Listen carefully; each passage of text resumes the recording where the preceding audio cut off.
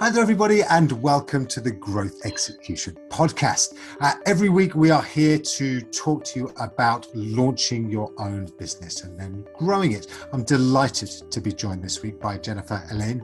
Hi, Jennifer. How are you doing? I'm doing well. Thank you so much for having me. It's a pleasure to be here. A real pleasure also to have you. As you know, we're really kind of obsessed with business growth and personal growth as well on the Growth Execution Podcast. I wonder if you wouldn't mind just talking us through how you got into your business and what sort of launch story was for you. Well, I got into my business by passion, by just my own personal passion. I was lucky enough to follow that, and without any kind of excuse following that, without anything else distracting me. And so that's really it. But I think it was really born out of struggle. My passion, as most of ours are, passion for knowing and finding out the secrets to health and longevity, and understanding that was the root for me of everything. So everything was a ripple effect of our own inner health. And that's really how and why I launched every project that I've launched in the last 30 years. And you've been on an incredible journey over the time. Wonder if we can just kind of delve a little bit into that. Absolutely. How was it that you kind of started out? I think it wasn't necessarily in one country either, right?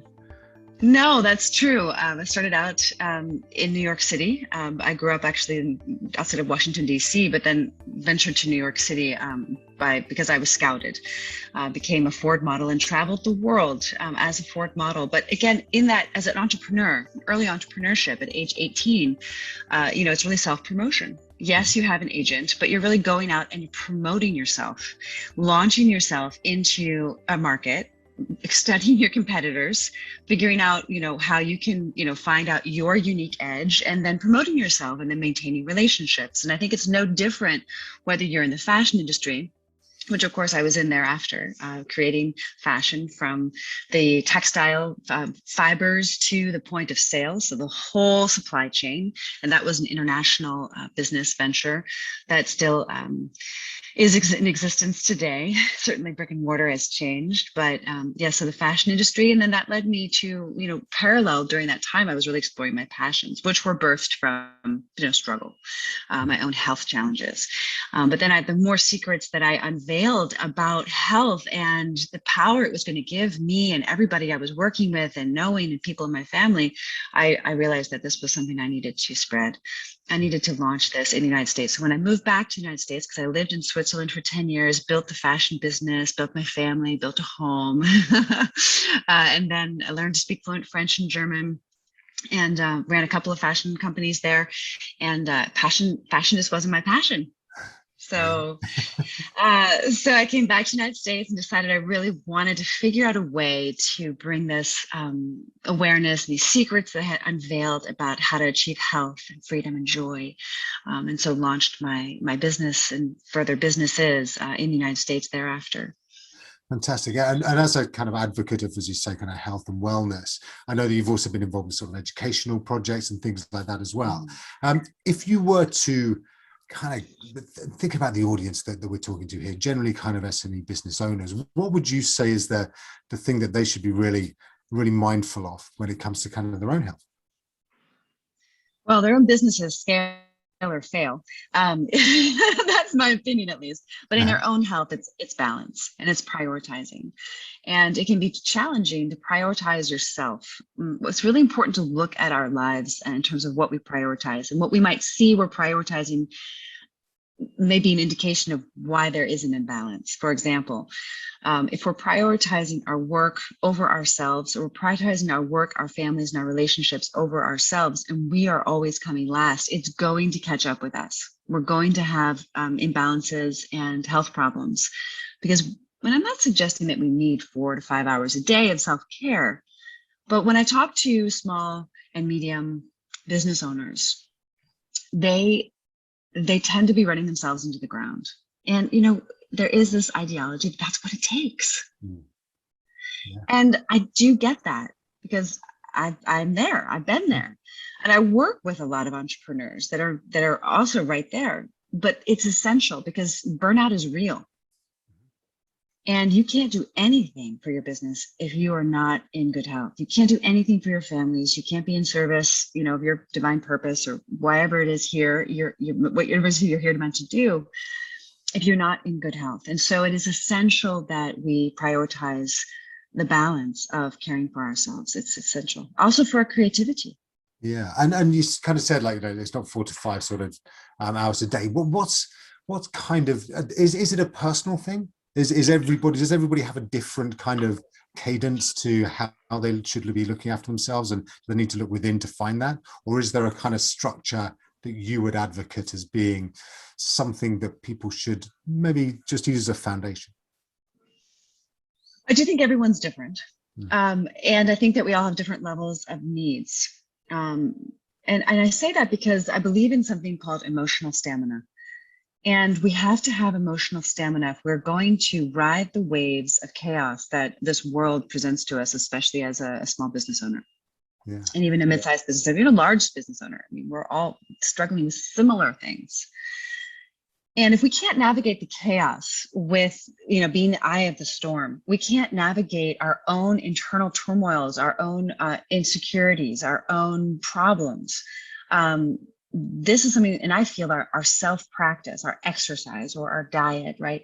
Those are things that are important, right? And I can say, okay, clean up your diet, make sure you eat organic food, to eat plenty of plants. Everyone knows this, right? So do it and stop and cut out all the other nonsense, just cut it out. Just get rid of, cut down, cut out the alcohol, reduce your coffee, so you can sleep better at night, so you can wake up feeling great in the morning, right? So those are basic, like that's to me like level 1, and I feel like, we've got to get there, right? Clean up your act, and get your butt moving, right? Whatever you want to do.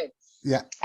Exercise, you can go for a walk. You can do 15 minutes of, strengthening or stretching, whatever it is that's going to get you resilient. Mm-hmm. And so it's not so much just checking it off the list, Ma. It's doing it with intention, like waking up and getting honest and real, looking at yourself in the mirror and saying, okay, this is in my space today. I've got some concerns about my employee. I don't know about if I'm going to meet my quarterly goals. I've got these, the revenue isn't matching, I've got to deal with, this being in the red this month, or, managing my debt, whatever it is, there's going to be stuff in the space, and that's going to pollute your space if you don't move it, organize it, and get it straight before you walk into the office. And so for me, taking care of yourself and having that balance is getting yourself in order. Mm-hmm. And so, yes, that looks like movement for sure. Hydration and circulation first thing in the morning. I think mornings are sacred. Mornings, if you're not a morning person, I know it's harder for you. I have a lot of empathy, but then maybe you can fit it into your evenings. Take time in the evenings. So make sure you get enough nourishment during the day, so the evenings you can exercise and journal and create a bedtime ritual that is more elaborate than most, with a long bath or whatever it is. But we've got to get ourselves sorted out. And the entrepreneurs that I know that make it that extra mile are the ones who have the stamina to do it. And we can't underestimate, we don't have time to go to therapy, every week necessarily. We don't have time to necessarily even sit with our coaches for hours a month, but we're intelligent enough at this point to be able to self-reflect and then to do something about it. Yeah, couldn't agree more. And I'm a big fan of the morning idea as well. I think that kind of win the morning, win the day is so strong, isn't it? Right? It's so powerful. You just get yourself, build those blocks, build those foundations, whether it's journaling, whether it's meditation, physical exercise, all of those things, but almost get a routine so you don't have to think about it. That's certainly what I do. I know what's going to happen next. So you just kind of do it, right? Yeah, get your mind right, get your heart free, and get plenty of, I can't underestimate, how important hydration is. I've got like 3 bottles of water and like 2 teas. I got the memo. I've got it here, right? Hydration is so key. It's like, get oxygen, get hydration. Like if you got those 2 things, you're doing okay. Most of the way there. I love it. And I think you're right as well, that there is so much going on, and you know, all these little, so everybody knows that there's targets to hit. Everybody knows that, you know, if you are to build the life that you want to build, then you need to do some step along the way. But yeah, it's fascinating for you to talk about emotional sort of stamina. I think that's really interesting. So physical stamina, everyone kind of gets. Emotional stamina, presumably that's something you can build as well, right? What's kind of behind that? How do you start that process? Oh my goodness, you have to identify the blocks in your dam. I gave a talk with Deepak Chopra a little while ago about this because I've been thinking a lot about it this year or this last 12 months or so, because we've needed that to get through, you know, where we've been with this COVID issue. And it really starts with identifying the blocks in the dam. And the dam is the analogy for, you know, where our attention goes, energy flows, just like water. And unfortunately, we have a lot of resistance. I shouldn't say unfortunately, but we do. We all have resistance. We all stop somewhere, myself included. I resist, you know, not exercising in the morning. You know, if I have a meeting, you know, or I resist, you know, a number of different things. And we all are resisting somewhere. And I think identifying, or my experience has shown me with my current coaching clients, and, you know, I've built programs for a number of different organizations, institutes, and universities with the lifestyle change methodology. And the methodologies are all unique to the communities, and the educational programs are very successful. And I don't mean just in numbers, they're successful that way as well, but in the difference they're making. And after working with these thousands of students all over the world in 63 countries at this time, I see some common threads. And I see that the most valuable way to develop emotional stamina is to identify the exact point of resistance.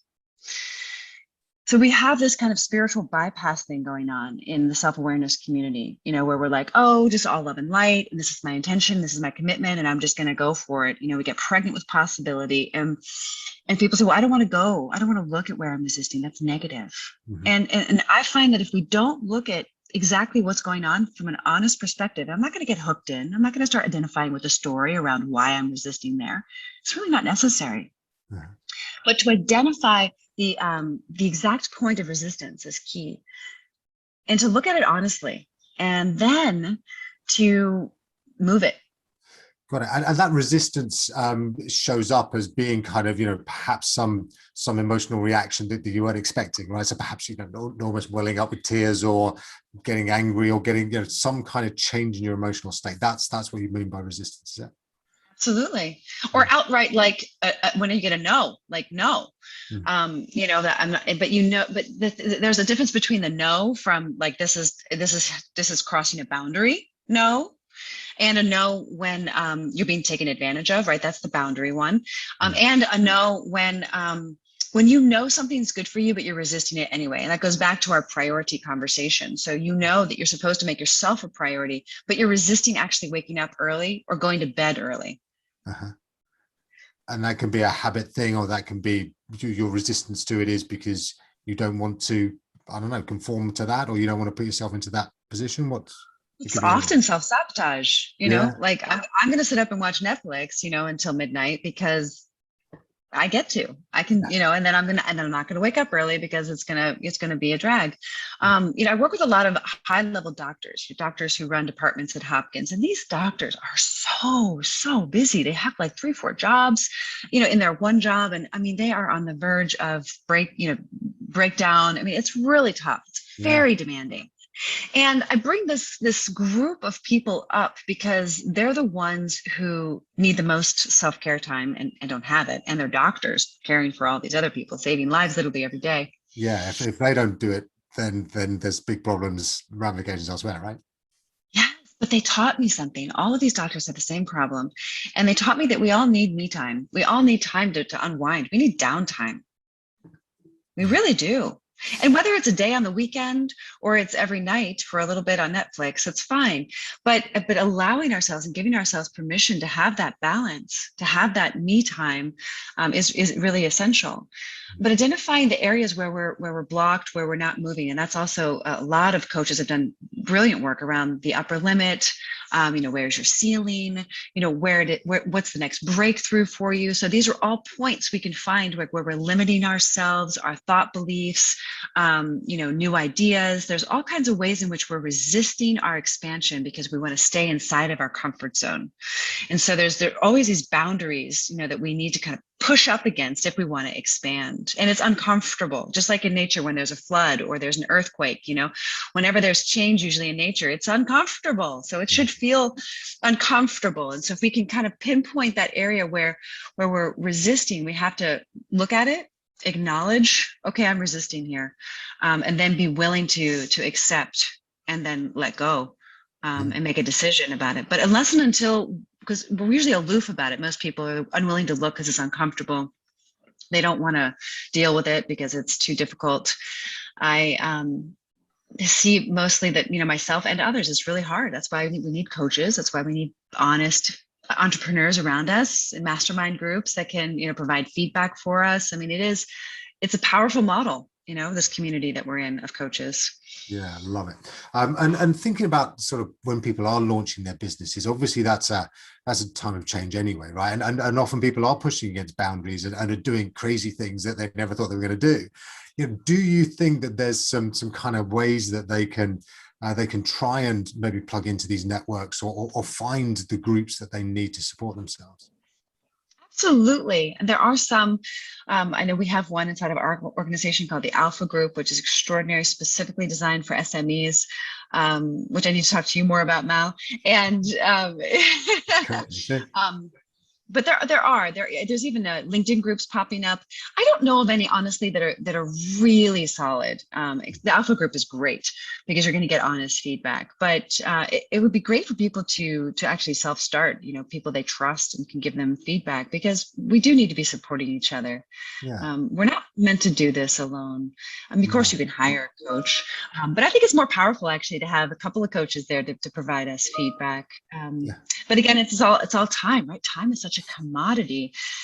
Can agree when more. You're up against launching a new product, you don't know if it's going to work out. You've got so much on the line, and you've put so much energy and time into the launch. It's I don't want to say terrifying, but it kind of is. It's looking over that kind of ledge, isn't it? And that kind of feeling of just like, whoa, what's going to go down here? I've come across the concept, and I love it, of a personal board, which is kind of, trying to pull together a cohort of people who fill in your gaps a bit. So, for example, I am way too, my appetite for risk is huge, and I need somebody who kind of tempers that a bit and is willing to sit there and go, really? Is that really a good idea? And those kinds of things as well, perhaps somebody who's great money, perhaps. And I have found that having those people around me, and whether you officially call them a coach or not, having more than one can be very good and can actually help to cover a number of different specialisms. I totally agree. And the more honest I get with I call them my mentors. I have different mentors that support me. And many of them are friends, but they're also more experienced, well-seasoned than I am. And so I go to them for advice, and I have to get really honest and vulnerable with them. And it's hard because I want to please them and I want them to be proud of me. But then, when I'm in a struggle though, oh boy, it's incredible. So I have created that for myself, but, getting vulnerable and really sharing, where your struggles are it's challenging. Yeah, it really is. And I guess particularly as a leader, when you've got to try and present, or you believe you have to present that almost bulletproof, kind of exterior that's just like, no, I've got this. This is cool. I know exactly what's going to happen next. And that being able to let a chink of light into that can be really hard as well. It is, and CEOs especially have to be so careful of that, because the minute they show weakness, people are going to just take them down. And so you have to be very discreet when you reach a certain level, and then of course you exceed that level and go to the next level. You have to be even more discreet. So you have to, really have a team of people that can be confidential and trustworthy. But it's critical. I absolutely agree. And having had personal experience of coaches, I think it does just bring you to that next level and gives you that extra bit of insight, as well as confidence that there are ways to overcome things that you wouldn't naturally know. Yes, absolutely. And this resilience, this idea of emotional stamina and how to develop it is like building a muscle. Mhm. And the more agile you get with it, the better you can be at your job, better you can be at parenting or whatever it is you're up to in life. And it's I think it's one of the most essential skills for leaders, especially small and mid-sized entrepreneurs. Absolutely. Yeah, I think it's a great concept, and thank you for sharing it. I wonder if I can just fire a few quick questions at you, just to kind of take you back to the sort of the launch side of things. What if you were to go back to maybe a business that you started and you know was a real challenge for you? What advice would you give yourself back then, or what do you think was the most useful thing that you learned around that time? Make sure you love what you do. That you're really passionate about it, because if you have 1 ounce less passion than your competitors, it's just, it's a setup. So for, maybe for failure, you'll have to work really hard, much harder. So I think that passion makes it so much more fun. And it shouldn't be, this is our life we're talking about, and the moments of our life, make it up, and when you're on your deathbed, you don't want to look back and think, I had to really, slog it out. Yeah. That was average. That was okay. Right. I mean, just love what you do, because being an entrepreneur is hard. People glorify it, but it's actually hard. It's a lot of false starts and a lot of failure and a lot of stress and a lot of uncertainty. It's not like, we got a paycheck coming in and it's, it's like, we're sure of it, and it's going to last. And there's the 401k and the company expense account. I mean, we don't have those things. Yeah. We don't have those securities. We build them and we create them. But, really, you have to be sure that what you're doing. And I there have been a couple of times where I've launched a business and I've had to really sit back and say, okay, do I want to take this to the next level? And there have been a few times I've said, no, this is not actually what I want to do. And that was a sobering moment. But looking back, I'm so glad that I made that decision. I started a raw chocolate company in 2010. Oh, yeah. And then it got written up in the best of. I had Whole Foods, the distributors, like it was getting ready to that point where I was like ready to get to, the $250,000 investment to like really take everything. And then I had another 500 after that, very shortly thereafter, for equipment and then and I thought, do I want to be a chocolate manufacturer? Wow. I was like, no. Wow. No, it was a hard decision and I took a loss, but I learned a lot. And it's just, you got to really be sure you love it and that you're willing to go the mile.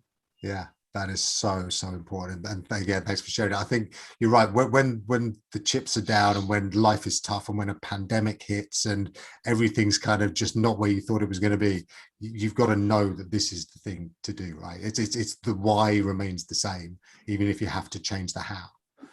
Yeah, and it's so hard because it's basically faith. Yeah. Now, yeah. You can't see faith. You can't touch faith, but you feel it in your heart. And, you feel it in this little tickle you get just below, your sternum, it's like you get this lift.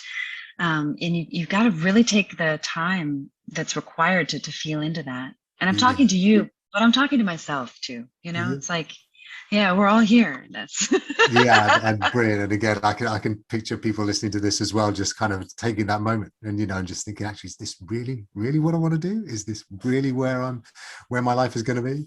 Fantastic. Do you have anybody or is there a kind of anything that sort of stands out for you as an inspiration? Any when you think about somebody that's successful or somebody that you admire, does anybody come to mind?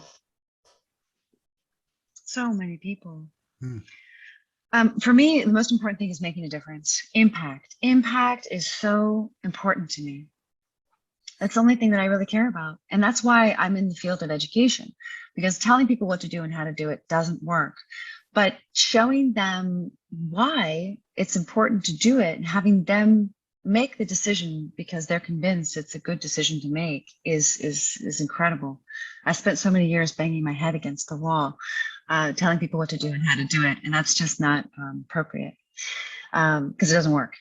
And so when I think about impact, I think about, platforms, that have impacted people on a mass scale. And I'm really fascinated by behavioral change.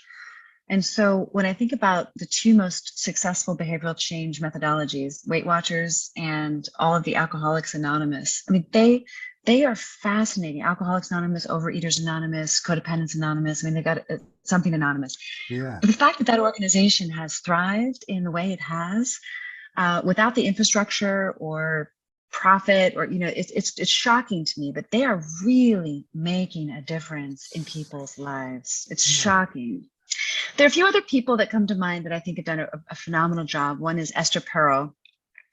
She's launched her platform. She has done some very groundbreaking work in the area of affairs, like intimacy and relationship work, and just really innovative thought. I'm fascinated by innovative thinking and blue ocean strategies. There's another concept that is really just blown my mind, and that's this thing called the class. And it's grown exponentially. And the more I think about what this woman Taryn Toomey has done with the class, the more I can understand why it's a blue ocean strategy, because she's solving a number of issues in one class. It's an exercise class. Right. When I joined her platform a year ago, there were just a few hundred of us, and now there's over 5,000. It's grown so fast in such a short period of time because she's hitting a nerve. Yeah, people need it. In it. Yeah. And it's just so beautiful. So I'm really inspired by that. I mean, of course, there are other people who are incredibly inspiring, who are incredibly successful, like Tony Robbins, and he's also making an impact. It's pretty astounding. Joe Dispenza, what these guys are doing. But those are just people who I really respect. And Brené Brown, they've done things that are really, really impactful. And their thinking is so innovative that they've generated blue ocean strategies. It's just really inspiring. Love it. That's really, really great. And thank you very much for sharing. Final question. If you had a big billboard, okay, empty billboard, you could put whatever you liked on it, what would you put? You mean where money wasn't a question and I had a dream absolutely. team? And everybody that you ever wanted to see it would see it going past. What would it say? Oh, this is such a great question. Oh my gosh. I didn't warm you up for this one. It's like, which direction do I want to go in? I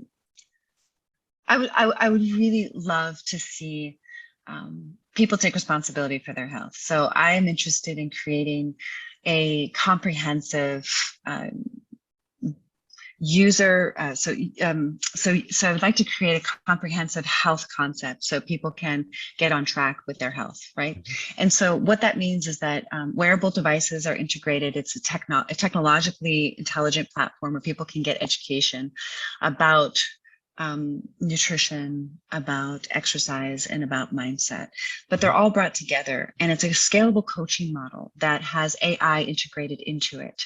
And so there's this, there's these three areas of proficiency that are drawn together. And I have a lot of developed concepts actually about how your choices are impacting your every moment. And so the way it's integrated into your life, and then what it can provide for you, the deep, libraries of delicious recipes, or if that's not working for you, meal delivery services, if that's not working for you, delivery, meal prep kits, so there's all these concepts inside of each concept on how to make it user-friendly and convenient, but that people can understand the impact that their decisions are having. And I think we forget our power in creating our lives and the experience of our lives. And so it's basically a technological platform that really is a life change methodology that really integrates nutrition, exercise, and exercise, of course, in all of its forms, and of course the mindset piece. So I would love to develop something like that. And to me, that's healing a broken healthcare system. To me, it's helping people with their depression, anxiety, ADHD, and so on. And it's creating as well, what I'd like to create is a support network. So people can really, support each other and be supported, if that's, their choice, with professional coaches, to really help it change. So you probably understand now why I mentioned Weight Watchers and AA, because I'm closely watching what they're doing. And I really want to take something and make it more modern, more global, and younger as well, and very tech friendly. Yeah, but with that essence of that kind of almost caring, the steps and things like that, so people are going to get the benefit out of it. I think that's really fascinating, and so much is happening in health tech, isn't it, right now? With there's the Apple Fitness Plus has come out, and there's, if you look at Apple Watch and various other, there is so much monitoring going on, which I think is great. finally it's hyper personal as well. So people actually know themselves, and that's only going to grow as well. Right. So you can even, I'd love to integrate that, also the DNA. They're looking at your DNA and your blood test to know which supplements you need. And I think, you're shooting in the dark otherwise. And you can get, your own diet prescribed to you, your own exercise plan. I mean, there's so much possibility right now with AI. It's still early days, but this is something I've been working on and envisioning for, just about a decade now. Wow. And bits and pieces of it have been built out and bought and sold and developed, but not the global concept that I have still in my heart and my mind. But looking forward to seeing that develop and grow as the months and the years go by. So thanks, Jennifer Helene. Thank you so much for your time today. Really, really appreciate it. If anybody wanted to get in touch with you, how can they do that? Well, I'd love to offer everybody who's on the call a free 7-day lifestyle plan where they can, get some tips and tricks and steps on how to clean up their act. I know I just brushed over it, but it is a big deal. But really, if you want to clean up your act, meaning reducing your sugar, reducing your flour, reducing your alcohol, because all those things are taking energy away from you, not giving energy to you. The 7-day lifestyle plan has delicious recipes in it, some ideas for a morning ritual, and just a way to kind of get yourself reset and back on track so you can get back in the rhythm with your body, your emotions, your mind, your heart, and nature. So it is a plant-based 7-day plan. So you can go to my website, Jennifer-Helene, Helene.com, and there's a free download option there. So you can just enter your email and your name, and you'll get the free 7-day lifestyle plan. And that's where you can find me. You can contact me there. I do offer, individual and group coaching. I do work with entrepreneurs. Those are my favorite group to work with. Us too. Brilliant. Because the balance is key, and it's like when it comes into balance, it's like magic happens. Everything seems to be working better when the engine is well oiled. Lovely. Yeah, so true. Jennifer, thank you once again for being part of the Growth Execution podcast this week. Really great to catch up. Likewise. Thank you, Mal. Be well.